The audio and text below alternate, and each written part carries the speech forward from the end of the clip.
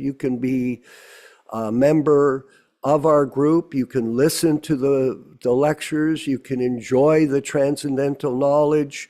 You can chant your rounds. You can follow the 4 regulated principles. You can conduct yourself as a member of this association, as a follower.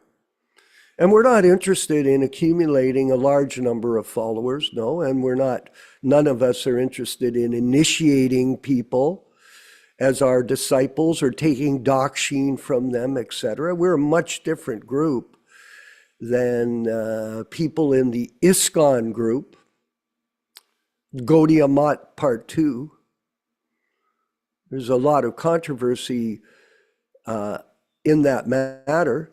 And, you know, it's true that when Prabhupada was a member of the Gaudiya Math, there was a lot of controversy there. And there's a lot of confusion about this position that Prabhupada had. Prabhupada, I asked someone the other day, one of my godbrothers, I asked them a question. I said, why did Śrīla Prabhupada leave India? What was the reason? After all, India is the land of Dharma. It's the land of religion. And Prabhupada got on a boat back then and by himself made a trek across the ocean to America by himself. And he came with no money, not a penny. And Prabhupada lived in dire circumstances, very much so. And we've been reading that in the diary, and we will read further. We're in actually the June highlights of Prabhupada's endeavors back in 1966. And it's very informative. But why did he leave? Because nobody was interested in India in following the principles of Sankirtan movement as taught by Lord Chaitanya and presented by Bhaktisiddhanta, including his godbrothers. Actually, in the Gaudiya Math back then, after the disappearance of Bhaktisiddhanta Saraswati Goswami, His Divine Grace, there was a lot of competition between Prabhupada's godbrothers for becoming guru or acharya.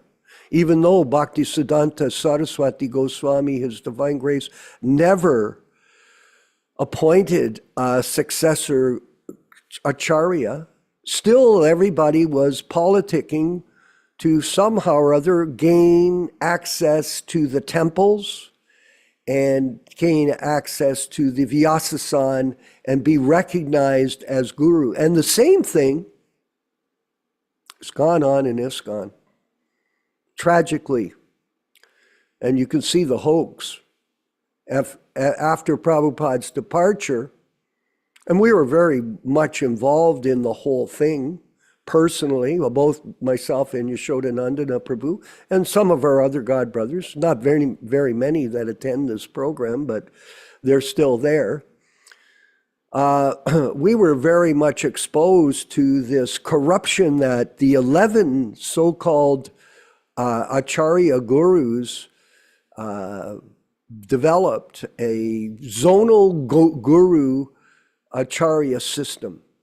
And this was very bogus.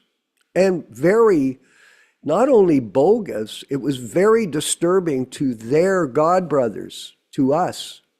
And they made us bow down to them. Ridiculous.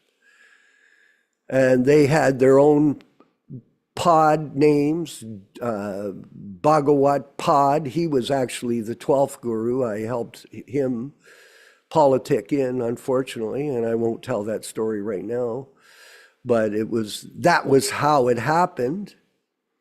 But there was this Jayatirtha, he had a pod name, Harikesh had a pod name, Kirtananda had a pod name, Satsrup got a pod name. All these padas, so bogus, ridiculous, sectarianism. and personal ambition that drove them. These Americans, oh yes, they were all Americans, Vijaya Pandit, that corrupted this movement. And now look at the result. It's expanded to 150 gurus, and 70 of them have fallen down. 70. Is that a sign of success? No, it's failure, because this zonal guru acharya system was never authorized by Śrīla Prabhupada. And Yaśodā-nandana Prabhu, our friend and personal guide in this matter, he always asks that question, show me the proof that you have been authorized, Mr. Satsrup, to be a bona fide spiritual master in the line of disciplic succession from Bhaktisiddhanta Saraswati Thakur. Prabhupada never authorized them to become Diksha gurus. It is misinformation and deception of the highest level. And you're going to hear us speak about that ongoing as time moves forward. And we'll continue to explain this reality to all of you who are actually sincere about taking up Krishna consciousness and understanding your relationship with the Supreme Personality of Godhead via media, the pure devotee, His Divine Grace A.C. Bhaktivedanta Swami Prabhupāda. And there is no other way. None. This whole thing, if people accept it, they are being misled, period. And we are going to, that's as much as I'm going to talk right now on these matters. But someone would say, well, why do you bring this up? Because it is the most important principle in spiritual life, to get the shelter of a bona fide spiritual master.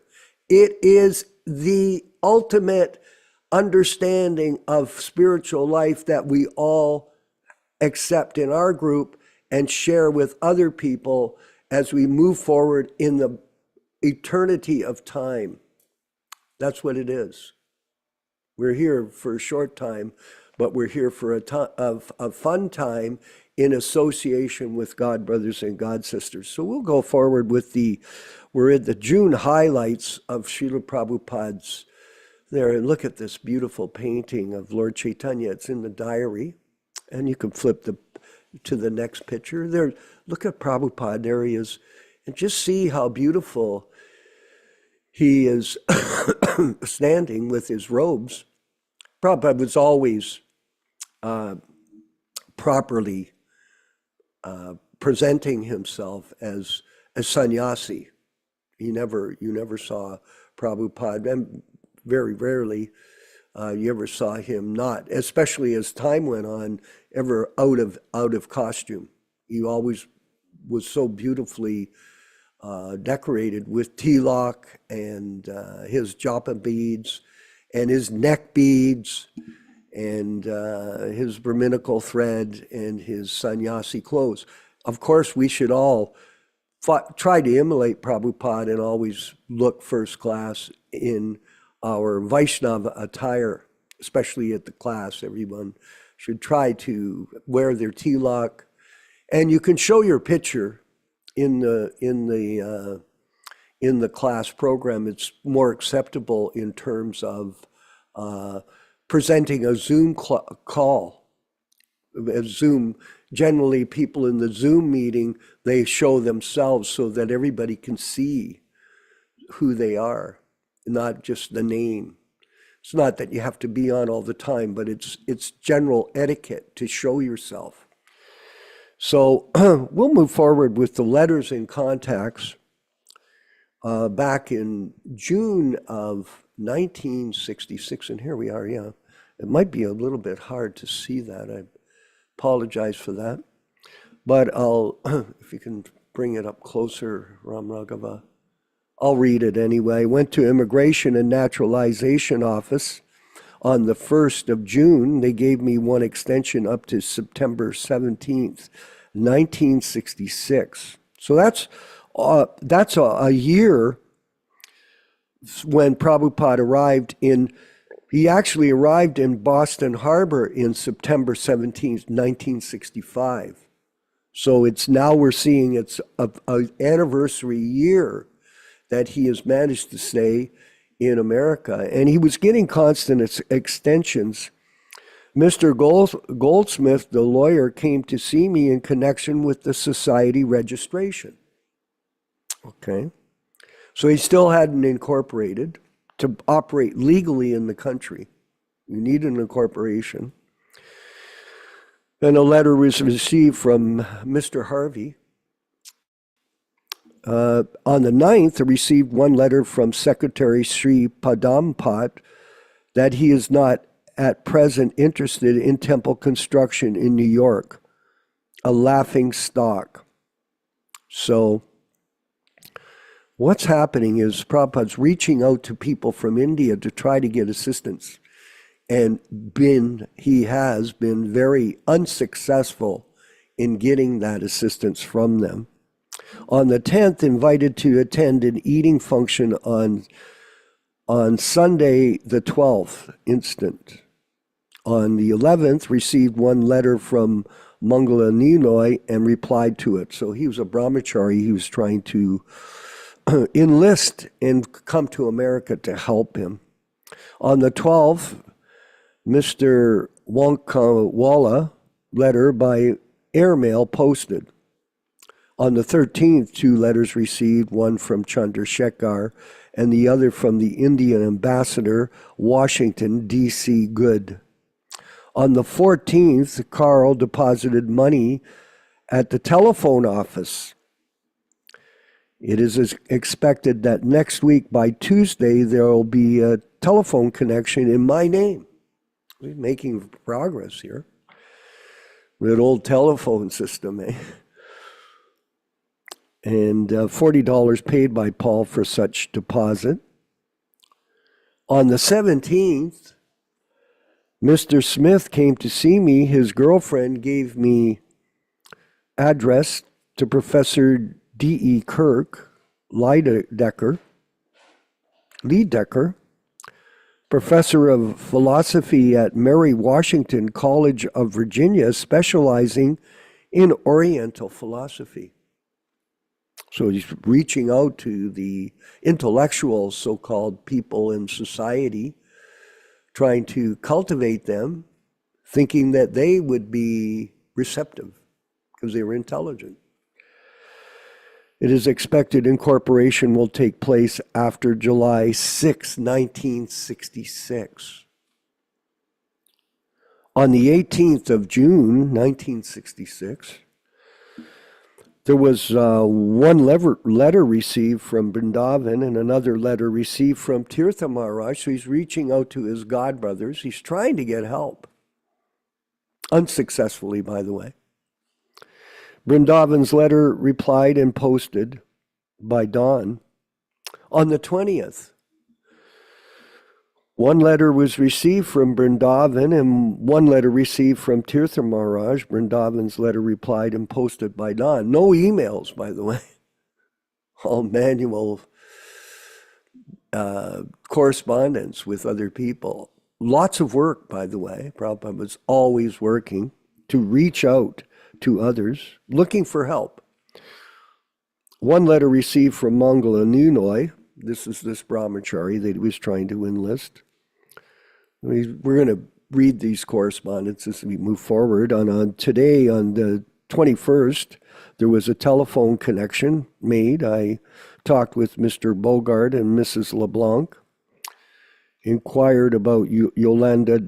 Dr. Mishra twice attempted, but no response. So he's got a phone, not a cell phone, one of those old black phones, but at least a facility to reach out. We have a lot of facility, all of us, so we have to use it as best as we can. And on the 22nd, my phone number given to the Theosophical Lodge and they will inform after consulting Madame Wadia. And on the 24th of June, 1966, one letter was posted to Brahmachari Mangala Niloy deprecating his views that talk of cooperation raised only after his coming in this country. In the morning, I saw Mike's loft. So that's a common thing, especially nowadays, where a lot of people are trying to get out of India, so they affiliate with the ISKCON group. And in this way, they come over to America, and then after 6 months or 8 months, they bloop and take up a work in the society and use ISKCON as a leverage to extricate themselves out of India. So that's been going on since 1966. So there we go. That's the letters and contacts. A lot of demonstration of activity by Śrīla Prabhupada, and we should always reach out to other people through email and phone and constantly give them association so they have a chance to reawaken their dormant Krishna consciousness through the association of the Prabhupada Disciples membership in this association. All glories to Śrīla Prabhupada and the Sankirtan movement of Sri Chaitanya Mahaprabhu. We're going to move forward with the chanting of Jaya Radha Madhava, and then we'll have the reading and discussion led by His Grace Yaśodā-nandana Prabhu from California. All glories to Śrīla Prabhupada. Hari Bol. Sai.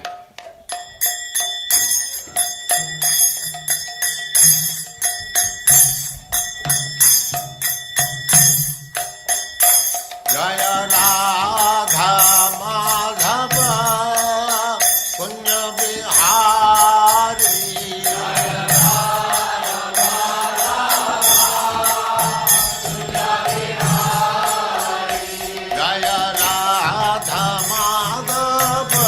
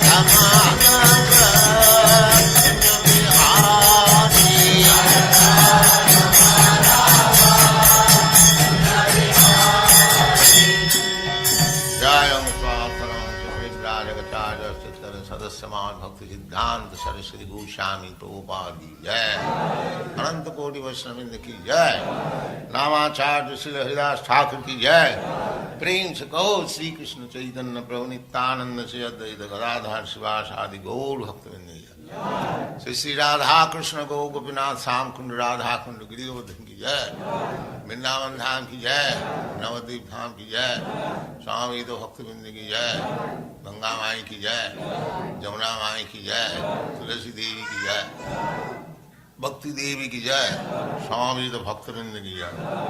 All glories to the assembled Lord. All glories to the assembled Lord. Thank you very much.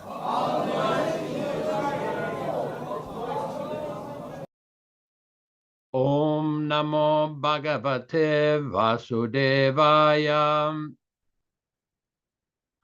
Om Namo Bhagavate Vasudevaya. Om Namo Bhagavate Vasudevaya.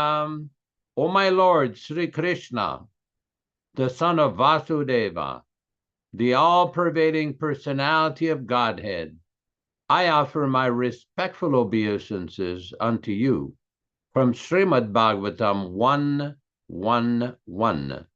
Nārayanam namaskritya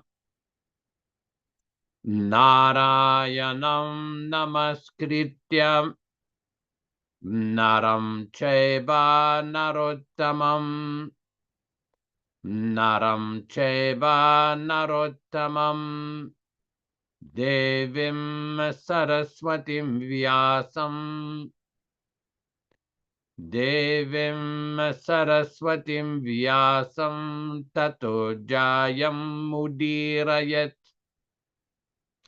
Tato Jayam Mudirayat.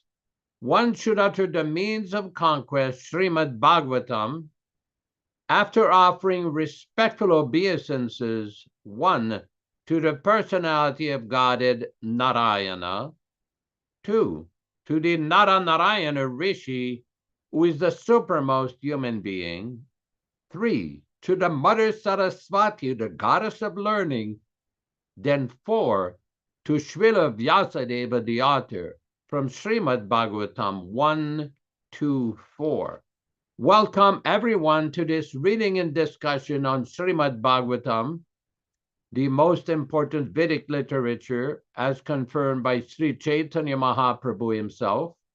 As we do every week, we will recite a few selected verses from the Śrīmad-Bhāgavatam itself, explaining the meaning and the benefit of hearing and reciting this powerful transcendental literature.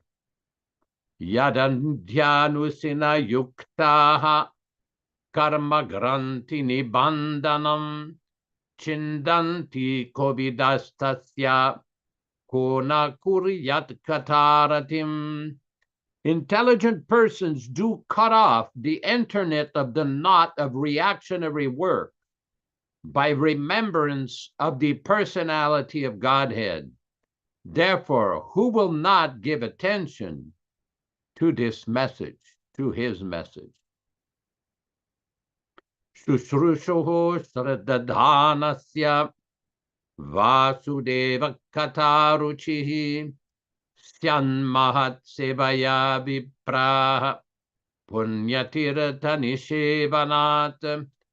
O the twice-born sages, by serving those devotees who are completely freed from all ranges of vice, a standard of great service is done. And as the result of such great service, affinity in the messages of Vasudeva is made possible. Srinvatam svakataha Krishnaha punyashravana kirtanaha hridyantastoya badrani vidhunoti suritsatam. Sri Krishna, the personality of Godhead, who is also the Paramatma in everyone's heart and the benefactor of the truthful devotee, does cleanse the desire for material enjoyment in the heart of the devotee who has developed the urge for hearing his, Krishna's messages, which are themselves virtuous when properly heard and chanted. Nashtaprayeshu babadreshu nityam bhagavata sevaya bhagavatyuttama shloke bhaktir bhavati naishtiki. By regular attendance in the Bhagavatam class or rendering service unto the pure devotees, all that is inauspicious in the heart of a candidate becomes destroyed almost to nil. And thus loving service unto the personality of Godhead, who is praised with transcendental songs, comes into being as irrevocable fact. Tadarajastamo bhava kamalobhadayaschaye chitaye terana viddam stitam sattve prasidati. As soon as irrevocable loving service is fixed up in one's heart, at that time the effects of the nature's mode of passion and ignorance, such as lust, desire, and hankerings, etc., do disappear from one's heart, and he becomes fixed up in the mode of goodness, which makes him completely happy.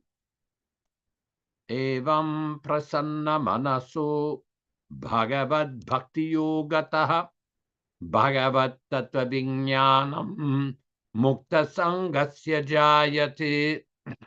Thus, when one is positively fixed up in a mode of unalloyed goodness, the enlivened-minded man affected by contact of devotional service of the Lord can positively know scientific knowledge of the personality of Godhead in the stage of liberation from all material association. We will proceed with our reading of the selected verse today. We are reading from Śrīmad-Bhāgavatam, Canto 1, Chapter 6. I believe we're on text number 3 or 4.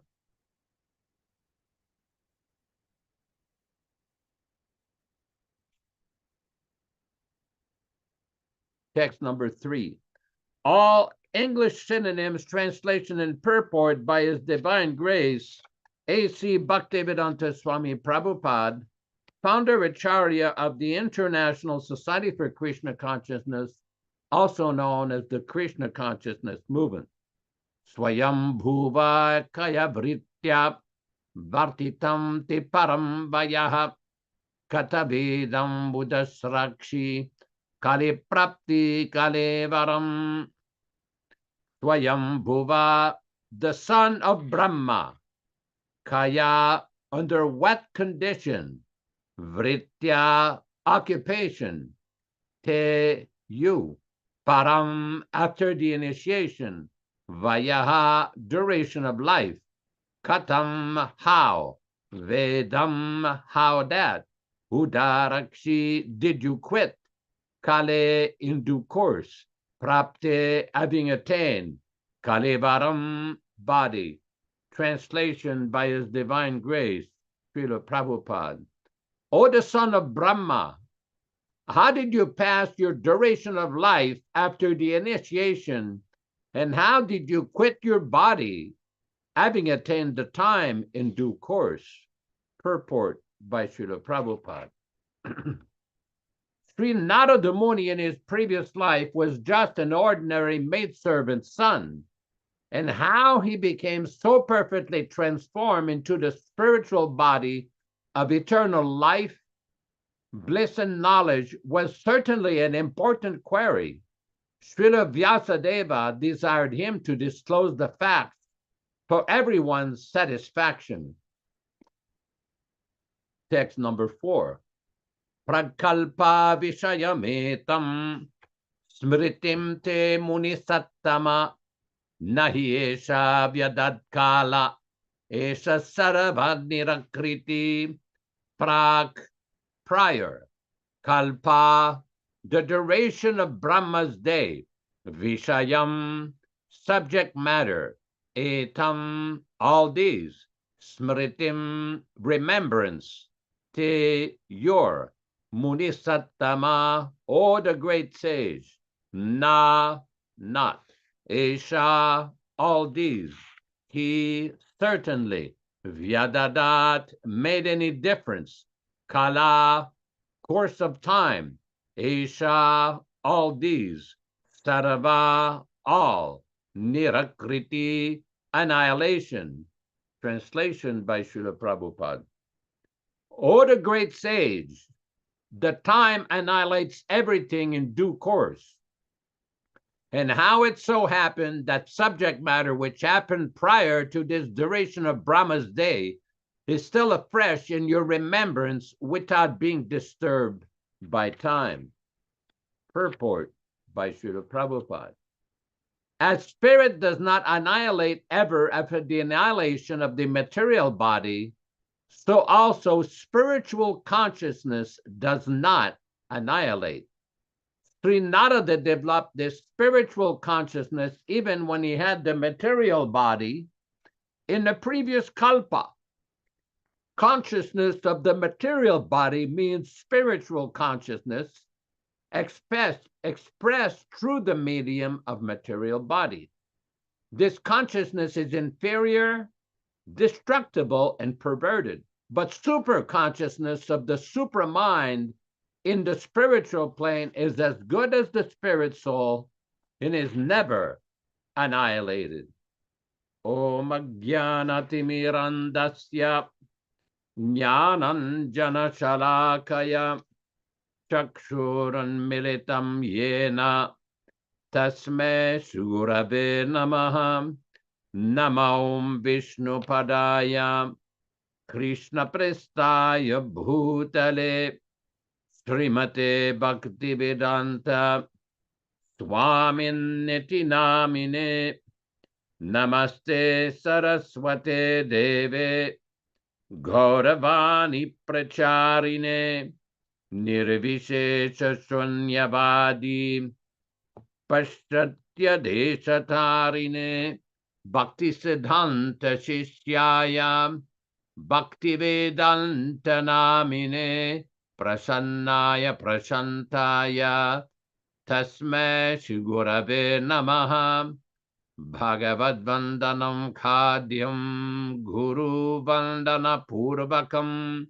Kshiram Sharkara Yuktam Kadati Visheshatah Adadana Strinam Danter Idam Yachi Punaha Punaha Srimad-Rupa Padam Bhoja Dhulisyam Janma Janmani Amsho Bhagavatosmyaham Sadadaso Asmi Sarvata Tat Kripa Pikshako Nityam Tat Preshta Chadakaromisvam Sri Krishna Chaitanya Prabhu Nityananda Shri Advaita Gadadara Shri Vasadi Gaur Bhakta Vrinda Hare Krishna Krishna Krishna Hare Hare Hare Rama Rama Rama Hare Hare.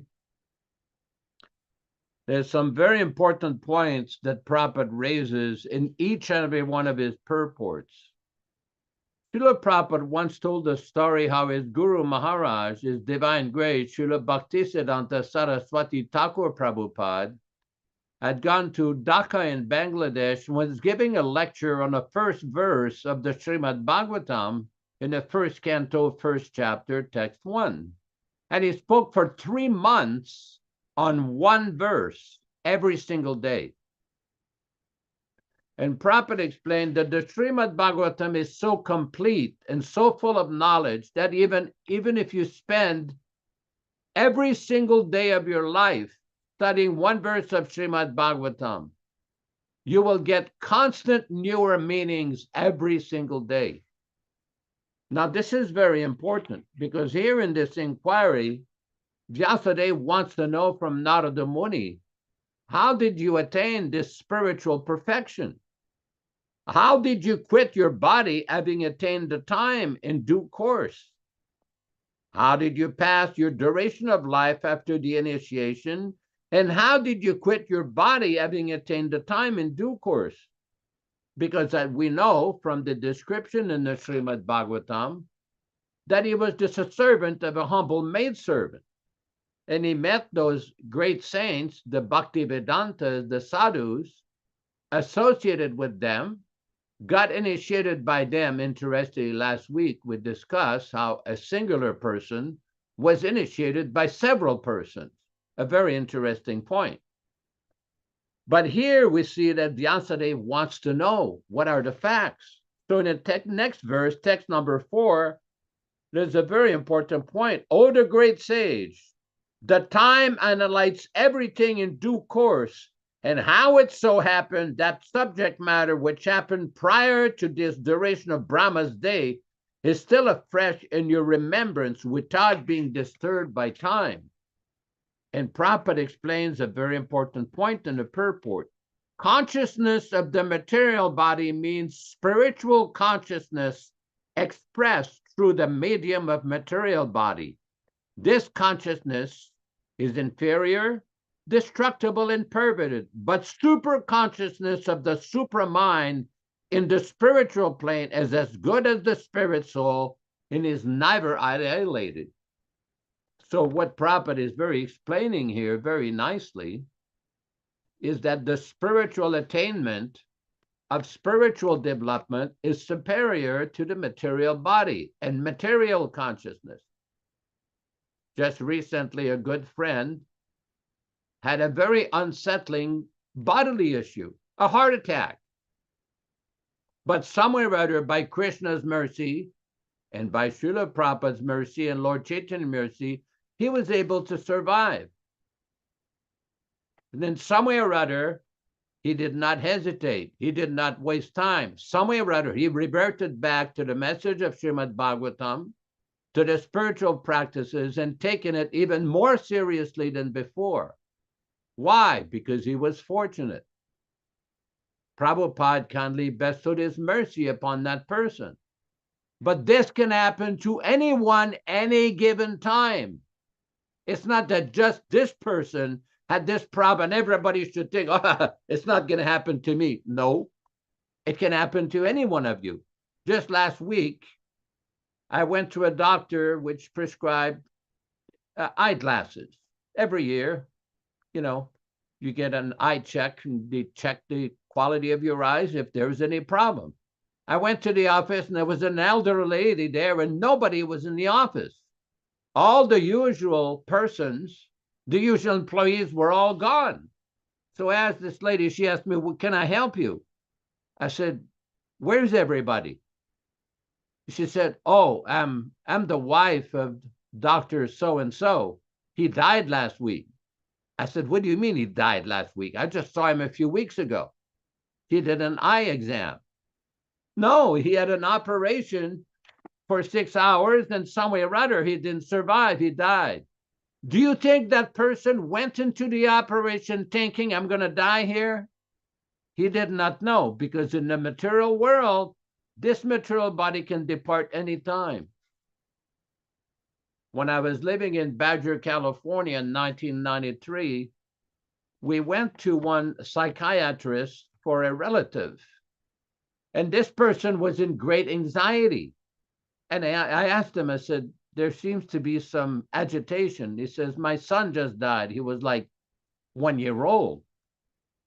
And I said, oh, very sorry to hear that.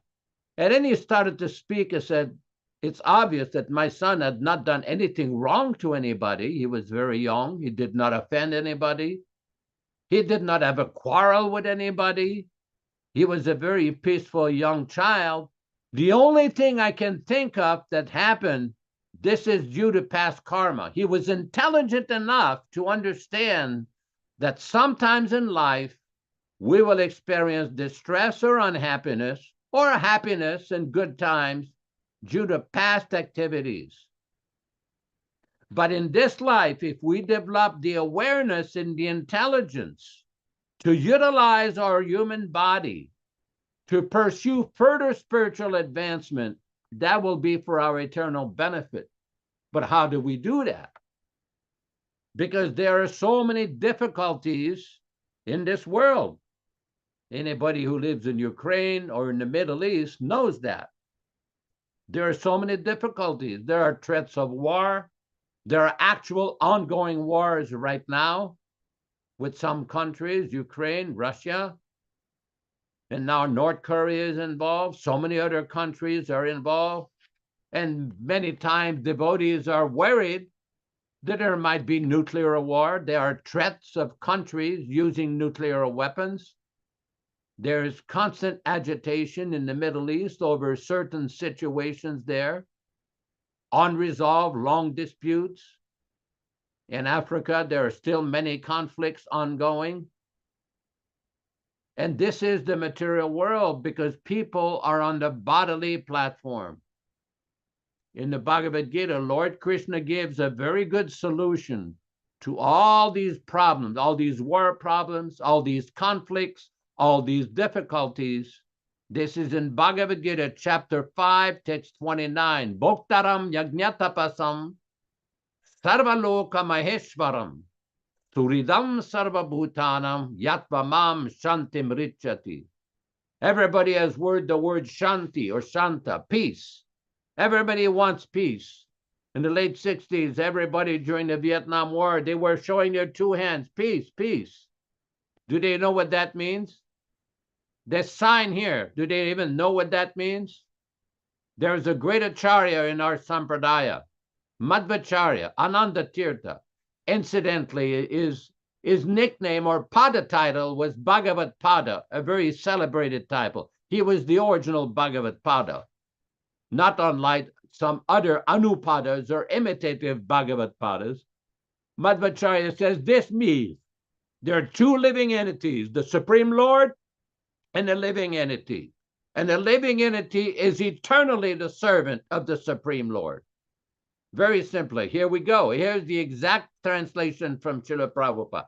The sages, knowing me as the ultimate purpose of all sacrifices and austerities, the Supreme Lord of all planets and demigods, and the benefactor and well-wisher of all living entities, attain peace from the pangs of material miseries. This is the real peace formula. When Śrīla Prabhupada started his preaching in America in 1965, 1966, he quoted this verse in English explaining that this is the real solution to peace in this world. To recognize that the God, the Supreme Lord, is the supreme enjoyer of all of our activities. Bhoktaram yajñatapasam. Sarvaloka maheshwaram. He is the owner and proprietor of all the planets and all the land in the world. We come in this world with nothing and we will leave with nothing. God is the ultimate proprietor. And Krishna is the friend of all living entities. This is the real solution. All the threats of war and everything is all based on a false conception of life, a bodily Vapuvad conception of life. We see in this movement of Vaishnavas, there are many persons who are still very deeply steeped in the bodily conception of life, the Vapuvad. They can't progress towards higher levels of spiritual understanding, towards higher level of spiritual realization. Although the knowledge is there, the information is there, but they're stuck in their own opinions. In one conversation, Prabhupada says, everyone has an opinion, but not everyone has the knowledge. This is why we take knowledge from the Acharya, not from impersonalists, not from Mayavadis, not from persons who are misled by this temporary material body, by materialistic conception of life. We hear from the Acharya. Acharya Upasanam Socham, in the Bhagavad Gita, there is a description that one should accept and worship the Acharya, the authorized, bona fide, liberated spiritual guide, spiritual preceptor, guru. We often quote from the Chandogya Upanishad that one should, the same basic principle, that one should accept the Acharya, one should surrender to the Acharya, render service to the bona fide, authorized Acharya, and learn to take shelter under his lotus feet by his instruction. Now, what we have nowadays, unfortunately, is many persons under the Vapuvad conception who think, oh, I saw the Acharya, I met with the Acharya, I spent time with the Acharya, I got letters from the Acharya, I went on morning walks with the Acharya. They think that they had so much physical association with the Acharya. But when it comes to properly understanding the real message and instruction and orders of the Acharya, they make so many mistakes. Why? Why? If they've got so much mercy from the Acharya, why did they deviate so much? Why did they change the Acharya's instructions? Why did they manufacture so many interpretations that are not in line with the Acharya's order? And when devotees, well-meaning devotees, both men and women devotees, Vaishnavas and Vaishnavis, try to point out to such persons that your understanding is defective, oh, they become very angry. Oh, they will tell you, oh, no, I was there. I really know what Prabhupada really wanted. I really understand his teaching. Oh, really? Then why did you so much senior devotees deviate so much if you had such higher understanding? But yet we see, like this devotee who had this heart attack, that takes spiritual life more seriously than so many of these devotees, although some of these devotees never physically met Prabhupada, never went on morning walks with Prabhupada, never received personal letters from Prabhupada, but yet they have more faith, more respect, more connection with Śrīla Prabhupada. And this has nothing to do with a man's body or a woman's body. But people are very quick to rush to judgment. They're very quick to announce that they have such a superior understanding, that they really understand what Prabhupada really meant. Oh, really? That's good. It's a pious belief. When it comes to prove this so-called spiritual understanding, we can very quickly detect that they have not carefully studied and read the Acharya's teachings. They're relying on their so-called physical association with Prabhupada. But when they open their mouths and we start asking them so many questions, then we can see that there are major problems. Why? Because they did not hear properly. What does Prabhupada say in the first canto of the Bhagavatam? How do you judge a saintly person or a guru? Prabhupada said it is not by seeing, it is by hearing. Have they heard properly?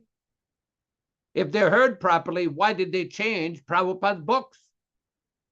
Why did they suppress so much valuable, important, crucial information from Śrīla Prabhupada? So many very important conversations that took place in 1977 in the last few months of the Acharya's manifested presence. Why did they suppress the discussion?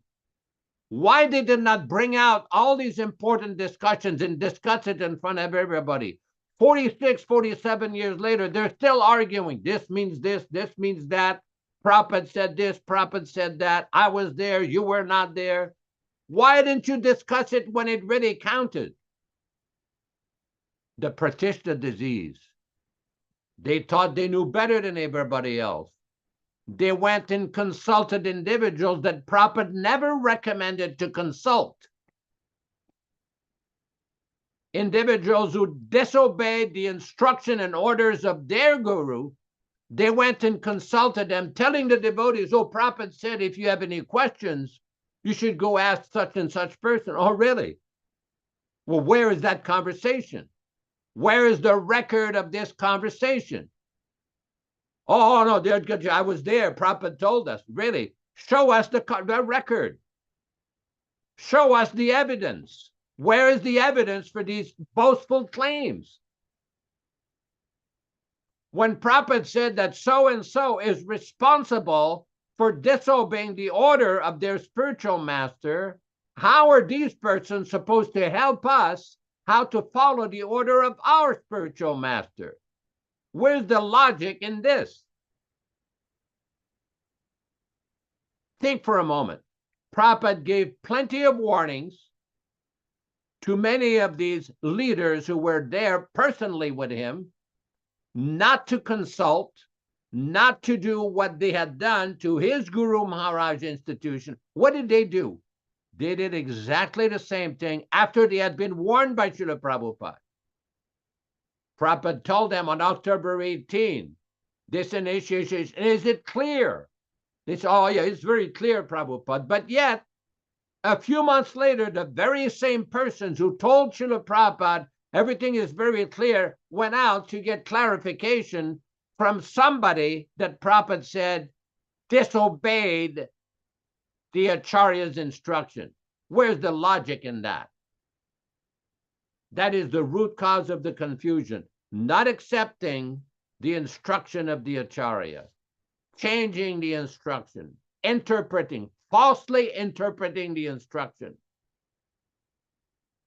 For those of you who were born in the Christian faith, you all know that in the 315, 320 AD, they had the councils in Turkey, Council of Nicaea, where they were discussing which books of the Bible should be eliminated, which books of the Bible should be accepted, and what is the actual theological position of Jesus Christ, all of these important spiritual discussions. They eliminated a lot of books in the Bible, many very important instructions. For what purpose? Was it political? Was it personal ambition? What was the purpose? Why eliminate these books?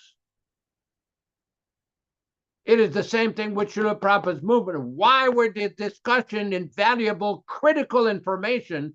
Why was it not discussed in front of all the devotees?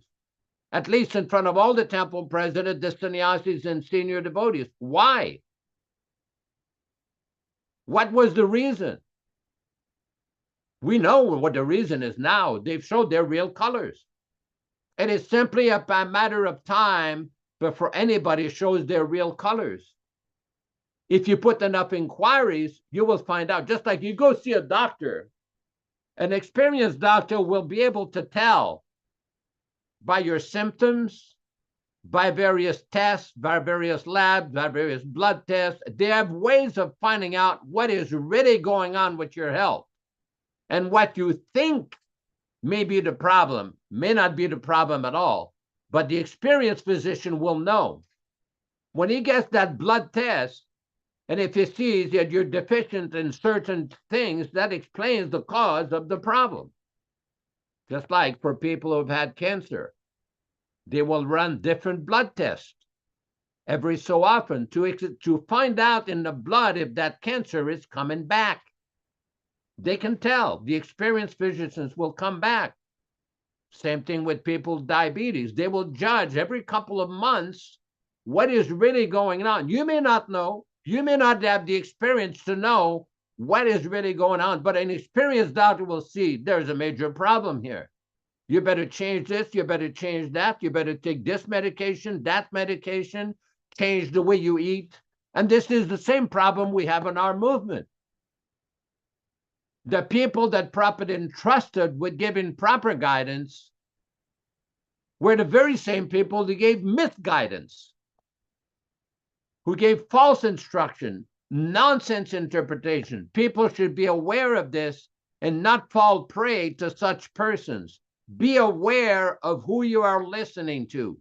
We have the instruction of the Acharya, the original teachings of Śrīla Prabhupada, the conversations with Śrīla Prabhupada, the letters from Śrīla Prabhupada. He has given us everything. There's no need to take advice from neo-mat or so-called self-appointed advisors and their boastful claims.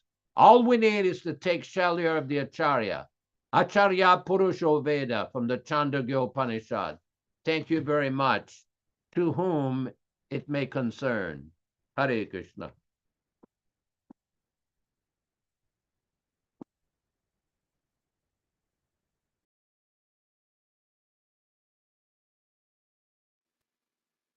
Hare Krishna, or glories to Śrīla Prabhupada. Thank you for that amazing explanation of our verses today.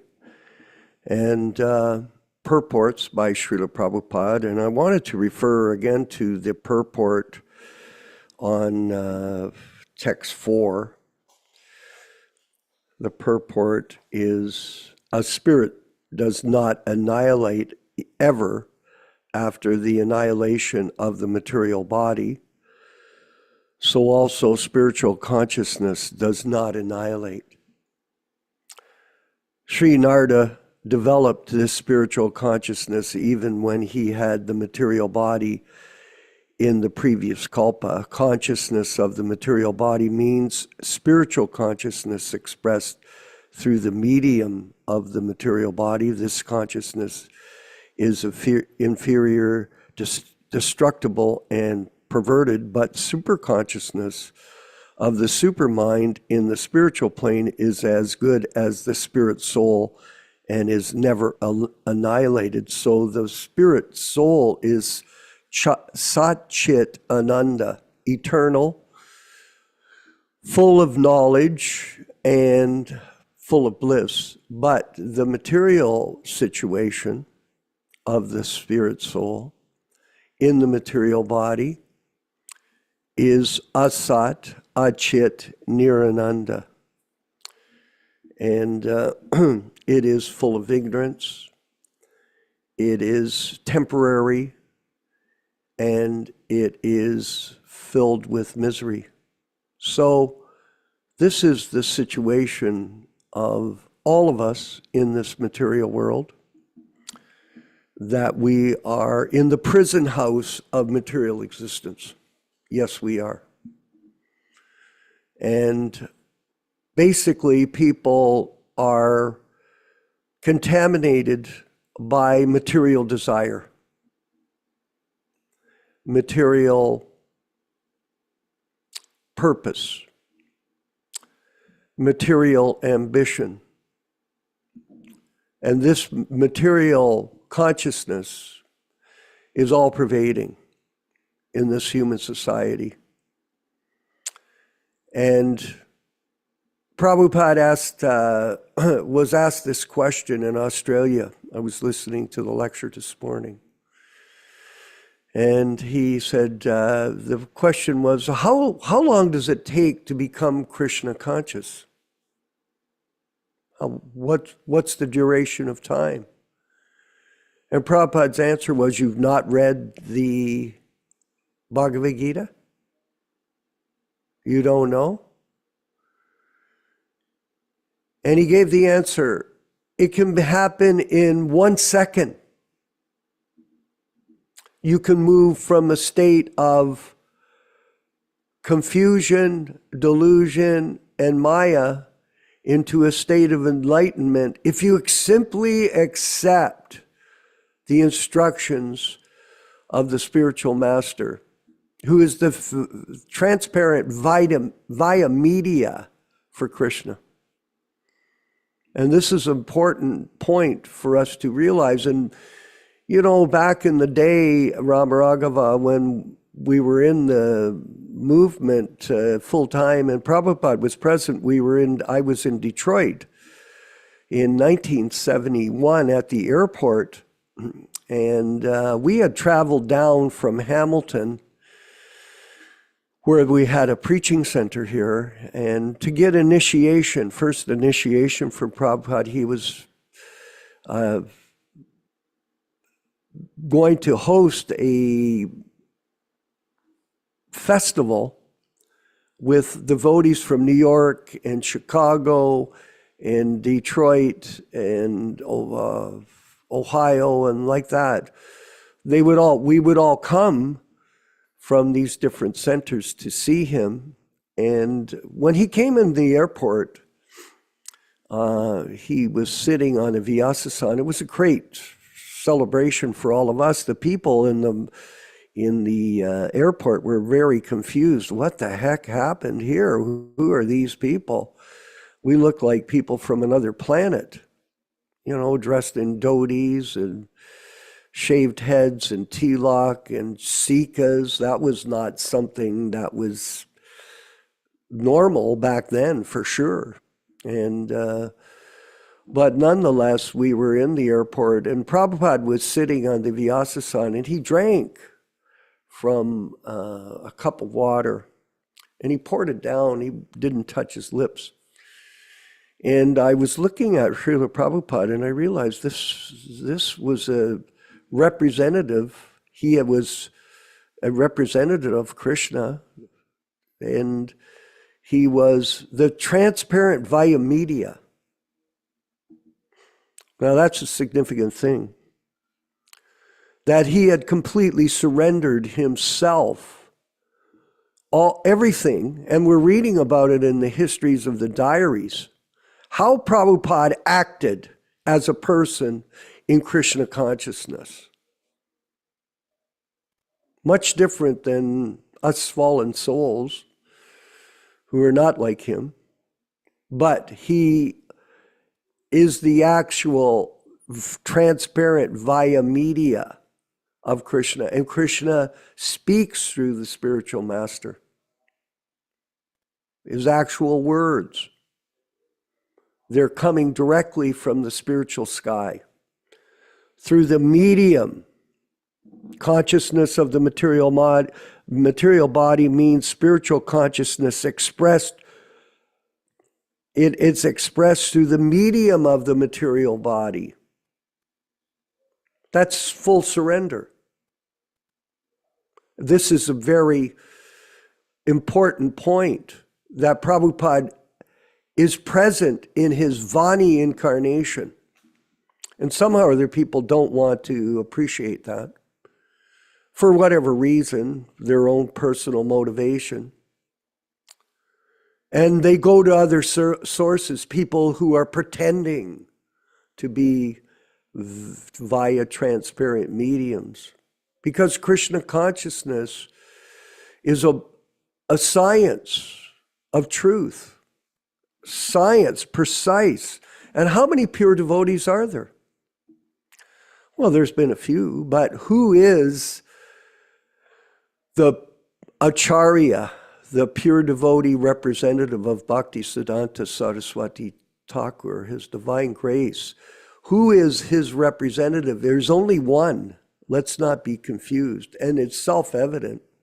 When you look at Prabhupada's history, when you look at his publications, when you look at how he behaved, if you ever notice Ram Raghava, when you're looking at Prabhupada when he's being filmed, what is the most significant thing? There are many things, but that you can notice about him. I'm going to give the answer. He always has his bead bag in his hand. Very interesting. In other words, when he is not preaching and performing other duties, he's chanting Hare Krishna. Prabhupada chanted constantly. This is Acharya. One who teaches by example. Of course, that's our responsibility as individuals, to try to set a good example for others. It's hard. We all know that. And we're fallen souls, there's no question of that. But at the same time, we've accepted the responsibility of discipleship. And disciple means discipline. To follow in the footsteps of the pure devotee. And in this way, we can rise up and help others in our own broken manner. Help them to take shelter of the bona fide spiritual master, Śrīla Prabhupāda. The transparent via media. Hrishikesha, one who has surrendered his senses to the service of Krishna. His body, his mind, his intelligence, everything. You can become Krishna conscious in a minute, Prabhupada said, in a moment, but you have to surrender. God consciousness is a universal search. But is it hard? Is it difficult? Oh, there's some training, yes. For example, the four regulated principles. Oh yeah, they're there. What is that? What is the purpose, Ram Raghava, of the four regulated principles? To try to elevate the conditioned soul out of the animal status of life. Eating, sleeping, mating, and defending.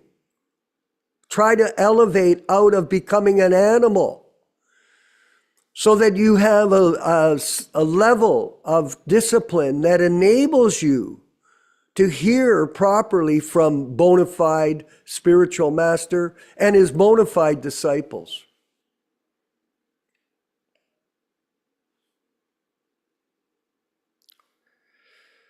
You can become Krishna conscious in a moment, but you have to accept. And that is not easy. The problem is, a lot of people don't have the capacity. They don't. It's not in them. They've either not accepted it in the beginning, or they don't accept it in the end, and they don't cultivate the process in order to become qualified to hear. And that's the situation. Why is it? Like some people say, oh, we're all equal. We're all equal spiritually, but we're not all the same. Not everybody has the same amount. Not everybody is equal because it is dependent on your individual capacity to surrender.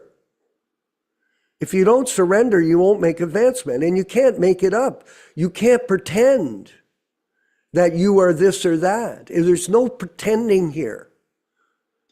For example, if you don't chant your rounds, you're not going to make advancement. Well, someone said, well, what do you mean? Well, Prabhupada ordered it. You have to chant your 16 rounds. It's not an option. And how do you have to chant Ram Raghava? Without offense. There's a qualification with it. It's not you just chant jibber jabber, dive bomb or japa. Like some people, Rama Ramo. It's not like that. There is certain rules that you have to follow in order to make advancement. And that is common in all disciplines, by the way. As you know, it doesn't matter what discipline you're in. Look, how can you become a doctor? You're yourself a doctor engineer. You had to do it by discipline. It wasn't an option. You go to if you don't discipline yourself, you go to the exam and you don't know the answers to the questions, are you going to get your degree? No. Well, do you think that Krishna consciousness, Prabhus, do we think that Krishna consciousness is an automatic gateway into transcendental life? It isn't. There is rules and regulations. And people should follow them and know them. It's very important. These are simple principles. But spiritual life is simple for the simple, difficult for the crooked. People that want to fake it, that want to pretend that they're this and that, and then when they speak, you can see they're deviant. Their behavior reveals themselves. And some people would say, well, how do you know? Well, just listen and you'll see. You can see it in their speech, and you can even see it in their face. Some of us, there's a point, it's physiognomy. You look at their face, you can see it in them. It's a science. And only those people that apply themselves, that have the capacity to follow this process and understand Prabhupada's position as the bona fide representative of Srila Bhaktisiddhanta Goswami Prabhupada, will be able to make true advancement, and by the mercy of the spiritual master, at the time of death, go back home, back to Godhead. All glories to Śrīla Prabhupāda. Yaśodā-nandana Prabhu. Further, if you could explain. You're raising some very important points. Very important points. Now, yesterday, the electricity went off here in the mountains in California. And unfortunately, or fortunately, I was not present during some of these discussions. Now, HKS and PD has a certain policy of allowing different devotees to speak on different topics, which is fine, but we request devotees who want to make comments or questions to try to deal with the topic we're discussing. And it is not our policy to comment or criticize other organizations or other devotees or other groups, especially some other Prabhupadanugas or Ritviks or whatever people call themselves these days. Our policy is to try to explain Śrīla Prabhupada's teachings, from his books, and our practical experience of our association, direct association with Śrīla Prabhupada. Now, it has come to my attention yesterday, one devotee in India researched one of these groups and found a picture of Vivekananda. For those of you who do not know who he was a famous person during the lifetime of Bhaktisiddhanta Saraswati Thakur Prabhupada. He was an impersonalist, a Mayavadi, who was preaching a brand of so-called Vedic philosophy that was not Vaishnavism, that was not approved by Bhaktivedanta Thakur and Bhaktisiddhanta Saraswati Thakur. And our Śrīla Prabhupada did not like his ideas. His idea was called a Daridra Narayana philosophy, that people that the poor and the downtrodden are just like Narayana, the Supreme Personality of Godhead. This is not our philosophy. I want to read here, because one of these groups posted a picture of this Mayavadi quoting him in one of their advertisements for one of their programs.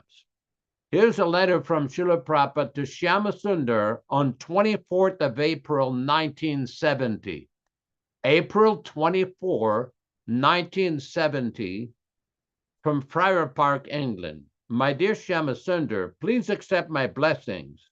This is very important because this concerned George Harrison, the famous Beatle, who was in discussion with Shyama Sundar to pay for the publication of the Krishna book.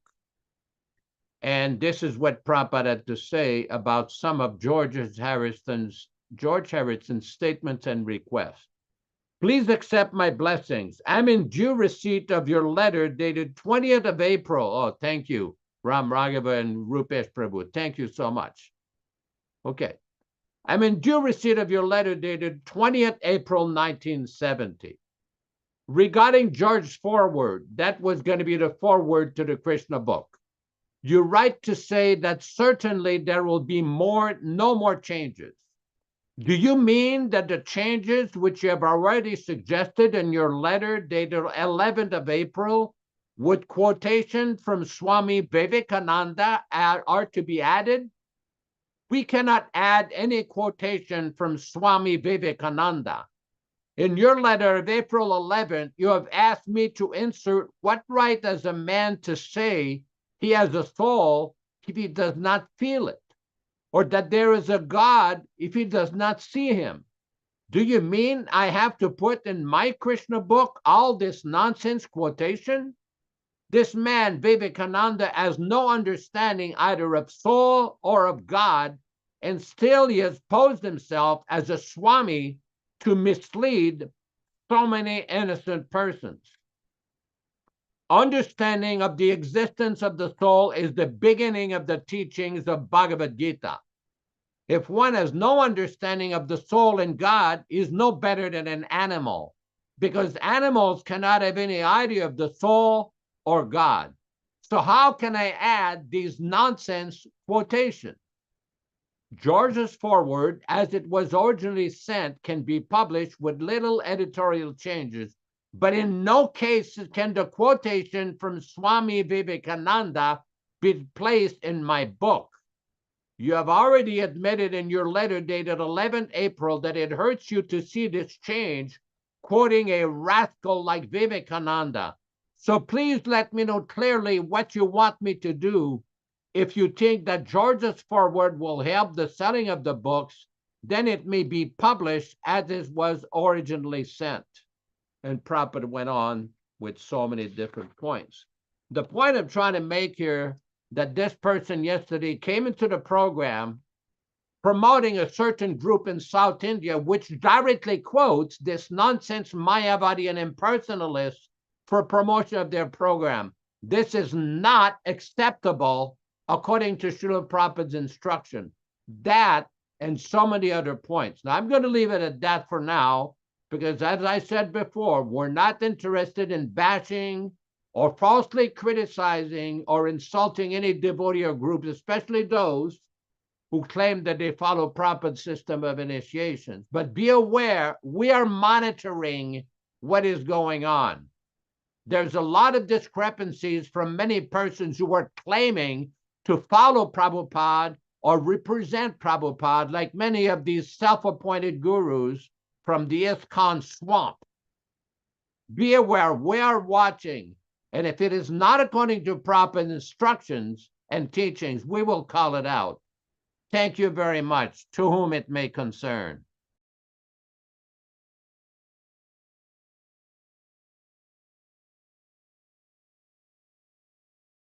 Could you please put my volume on? Thank you. Just keep my mic open so I can flow the conversation with our group. Yes, a very important point, Prabhu, about Vivekananda, and any group that's promoting this principle for whatever reason, political or from an influence of the government, this has to be brought out into the public so that we have a clear understanding of Prabhupada's position in terms of supporting Mayavadi philosophers. He never did. And this is serious. And we do not support that in any way, shape, or form. We're going to move forward with Dharma Bhavana in Dallas, Texas. Dharma Bhavana was recently in India and a regular attendee at our programs, and we're looking for his insights today on today's program and discussion. Oh, thank you, Hare Krishna. A beautiful class today. A lot of times we have questions about other people who are in the spiritual realm, but not trained, properly qualified Vaishnavas. And usually in the material world, if someone wants to be famous, they generally have to show themselves as owning property or having so much wealth. So somebody may question, why is this so important for the people in the spiritual realm to have what we call pratishtha or fame? And sometimes even people go to great lengths to cover up their shortcomings or fall downs. Mm-hmm. And it may be hard to understand for some new person. I just wanted to read from Chaitanya Charitamrita, Madhya Lila, chapter 4, text 147. Madhya chapter 4, text 147. It gives a little bit of kind of a Vaishnava transcendental understanding of what reputation is supposed to be like. Text 147. Being afraid of his reputation, pratishtha, Madhavendapuri fled from Ramuna. But the reputation brought by love of Godhead is so sublime that it goes along with the devotee as if following him. That purport.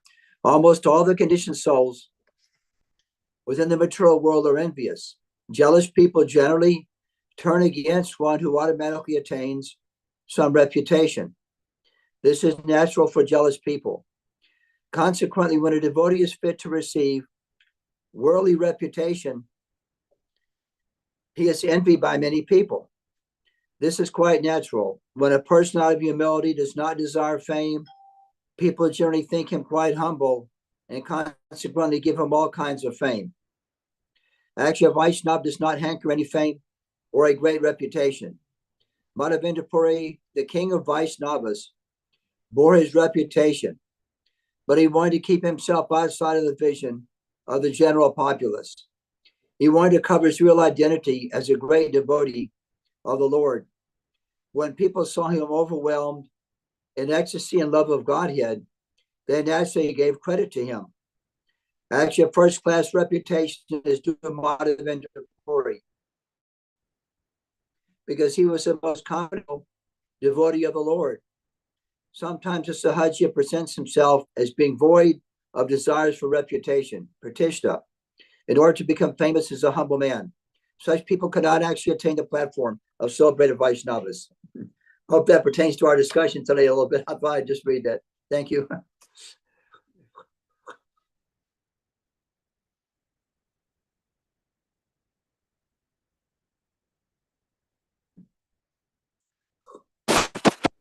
Please unmute me. Please unmute me. You can go ahead. Thank you. Yes, it's actually, that's a very good point. And the fact of the matter is that it is apparent that amongst some of our God brothers who are in this position of guru do imitate the role of guru and have large numbers of disciples for personal motive and adoration. And they project themselves as humble servants. The most dramatic is in the case, and really I'd love to speak to him. I knew him, Radhanath, in New Vrindavan. I used to travel to New Vrindavan on a frequent basis. And nowadays he's become a prominent guru in the ISKCON group. But he projects himself in such a way that he is this humble servant. But I'd like to discuss with him how he took this role of initiating guru when he was involved in the conspiracy to kill Sulochan. It's a very tragic thing that happened in the past. And I wanted to get Tim Lee, he's speaking, put a comment up on the chat about the new film that's out, Monkey on a Stick. I have that book actually, and it's what it is. It was written by some American writers, so it's not very authentic. It's not very detailed, and he had some comment on it. Maybe he could discuss it briefly with us on today's program. Puranjana. Hey, Haribo. Glories to Prabhupada. Jai Glories to Prabhupada. First of all, I just want to say I've been reading The Teachings of Queen Kunti. It's one of my favorite books. And it's very interesting how it's very similar history that they had, that we have. Their family members were trying to get rid of them and take their wealth, take their position, and take their lives even, So this was a family fight. So ISKCON is like a family, but some of the members of the family are, fighting against us, and they would eliminate us if they could. I mean, that's how serious it is. So Kunti went through this whole experience of the family members, fighting against them. And so many difficulties were experienced by the Pandavas because of this enmity, that had developed. And we're in a very similar position. We have all these difficulties coming from our so-called family members. It's a very similar situation. But Kunti says, I was always protected by Krishna. So obviously the solution for us as individuals is to keep very connected to Krishna ourselves individually, whatever is happening with our alleged so-called family.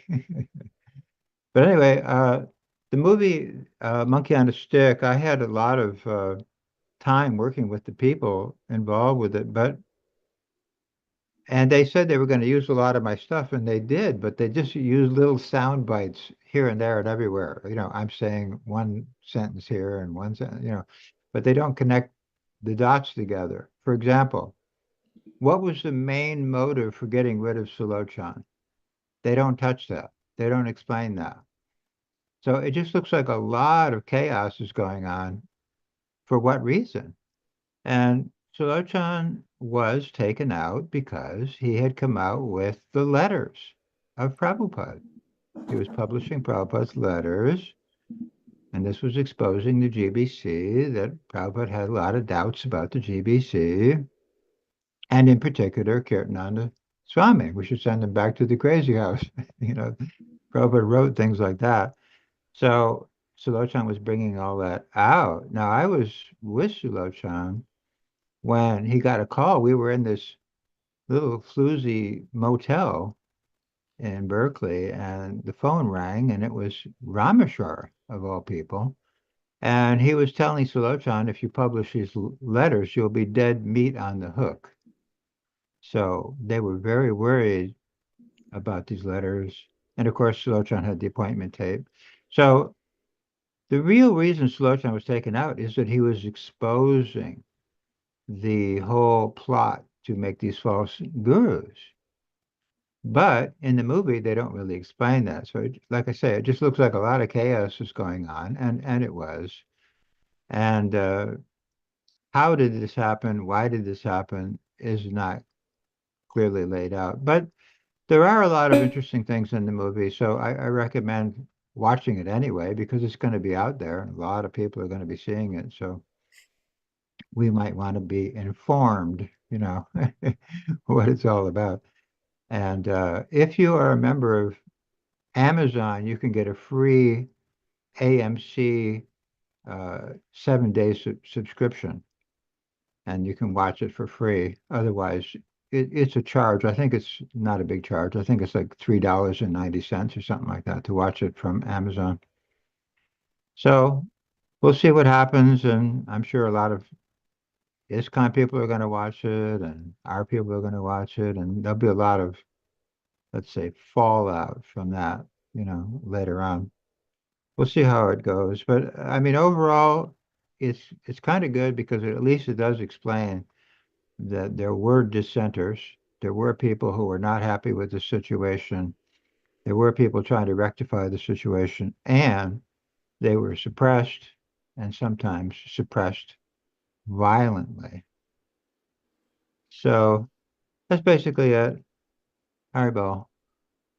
Yeah, well, these things are going on in the history of the society, and its delinquent members is being revealed on an ongoing basis. But, really our focus, everyone, is on promoting Prabhupada's position as the bona fide Acharya, spiritual master in the disciplic succession, and the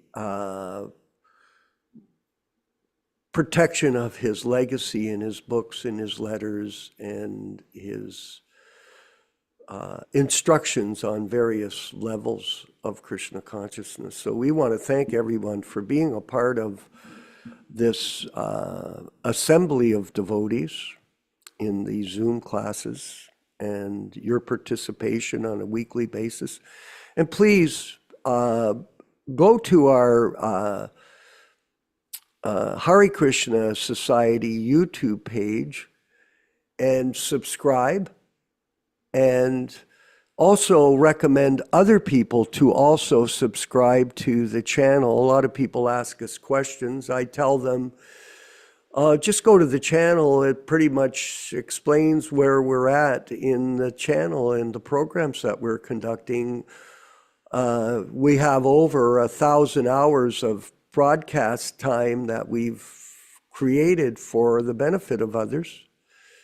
So please have people go to the channel and subscribe. If you want to donate for book distribution, for printing, Vijaya Pandit has a program in Italy for the printing of the Easy Journey to Other Planets and the Sri Upanishads. So they're translating them into Italian. So you can also do that. We also have other programs. In Mexico, we have Krishna Kishore. He's doing a wonderful job there in presenting the original books in Spanish. So the Hare Krishna Society is a registered charity in America, and it's been in operation from 2002. We don't have any salaried members, and we don't charge any fees for travel or other expenses in the operation of the society. It's exclusively money for book publication. And I wanted to mention that we are moving ahead with the printing of the Bhagavatams, the Delhi Bhagavatams. So we're quite excited about that, and we'll give you further information when the date is finalized, when we'll receive the books, but they're in the process of being printed now. And then distribution, which is also very important. It's one thing is to have books, and another thing is to distribute them to sincere people that are very serious about spiritual life, and they want to understand it without any change or adulteration from other people who are involved in the business of the guru. So this is going on, and we hope that you enjoyed today's discussion. And we'll be back on Thursday evening for Chaitanya Charitamrita reading and discussion. And we're reading all three books, Chaitanya Charitamrita, Śrīmad-Bhāgavatam, and Bhagavad Gita every week. And inserting, yes, thank you, inserting different sections from the diaries and Nectar of Devotion in our discussions. So we try to keep it lively and interesting for everybody. And again, like I said, please try to recruit new people to become Prabhupada disciples or followers in your weekly sadhana program of practicing Krishna consciousness and preaching to others, whoever you meet. All glories to Śrīla Prabhupāda and the Sankirtan movement. And we're going to move forward with the chanting of Hare Krishna. It's a kirtan led by Śrīla Prabhupāda. It's 2.5 minutes long. So please stay on and chant along with Śrīla Prabhupāda, and then we'll wind up the program with the offering of obeisances. All glories to Śrīla Prabhupāda. Hare Krishna, Hare Krishna, Krishna Krishna, Hare Hare, Hare Rama, Hare Rama, Rama Rama, Hare Hare. Hare Krishna, Hare Krishna, Krishna Krishna, Hare Hare, Hare Rama, Hare Rama, Rama Rama, Hare Hare. Hare Krishna, Hare Krishna, Krishna Krishna, Hare Rama, Hare Rama, Rama Rama, Hare Hare. Hare Krishna, Hare Krishna, Krishna Krishna, Hare Hare, Hare Rama, Hare Rama, Rama Rama, Hare Hare. Hare Krishna, Hare Krishna, Krishna Krishna, Hare Hare, Hare Rama.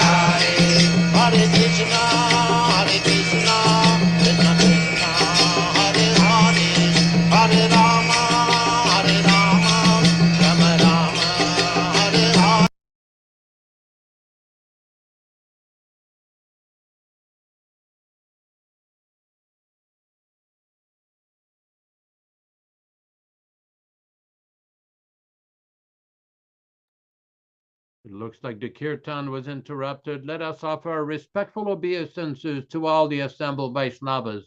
Vanchakalpa tarubhyascha kripa sindubhya evacha patitanam pavanebhyo Vaishnavibhyo namo namaha.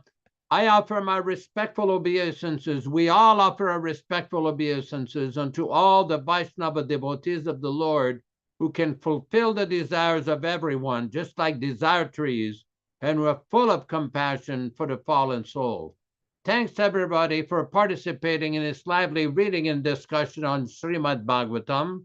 We thank Vishwakarma Prabhu in Hamilton, Ontario, Ram Raghava Prabhu in Georgia, and Vijay Pandit in Italy, and our good friend Rupesh Chavan Prabhu in Bombay, India, and everybody who participates in this program.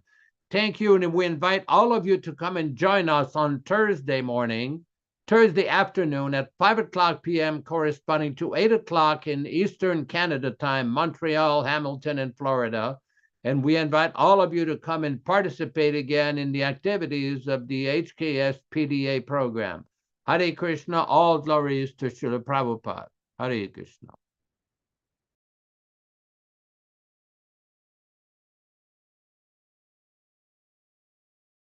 Hare Krishna, Krishna Krishna, Hare Hare, Hare Ram, Ram Ram, Hare Hare. Hare Krishna, Krishna Krishna, Hare Hare, Hare Ram, Ram Hare Hare. Hare Krishna, Krishna Krishna, Hare Hare, Hare Ram, Ram Hare Hare. Hare Krishna, Krishna Krishna, Hare Hare, Hare Ram, Ram Hare Hare. Hare Krishna, Krishna Krishna, Hare Hare, Hare Ram, Ram Hare Hare. Hare Krishna, Krishna Krishna, Hare Hare, Hare Ram, Ram Hare Hare. Hare Krishna, Krishna Krishna, Hare Hare, Hare Rama, Rama Hare Hare. Hare Krishna, Krishna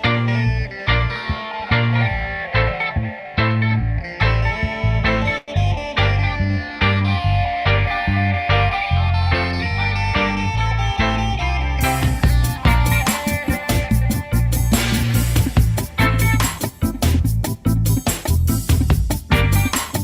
Hare Hare, Hare Ram, Ram Hare Hare. Hare Krishna, Krishna Krishna, Hare Hare, Hare Ram, Ram Hare Hare. Hare Krishna, Krishna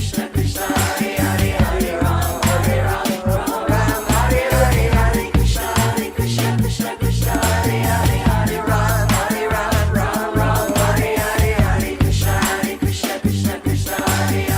Hare Hare, Hare Ram, Ram Hare Hare. Hare Krishna, Krishna Krishna, Hare Hare, Hare Ram,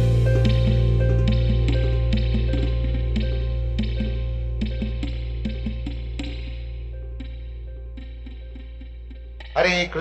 Hare Krishna, Krishna Krishna, Hare Hare, Hare Rama, Rama Rama, Hare Hare.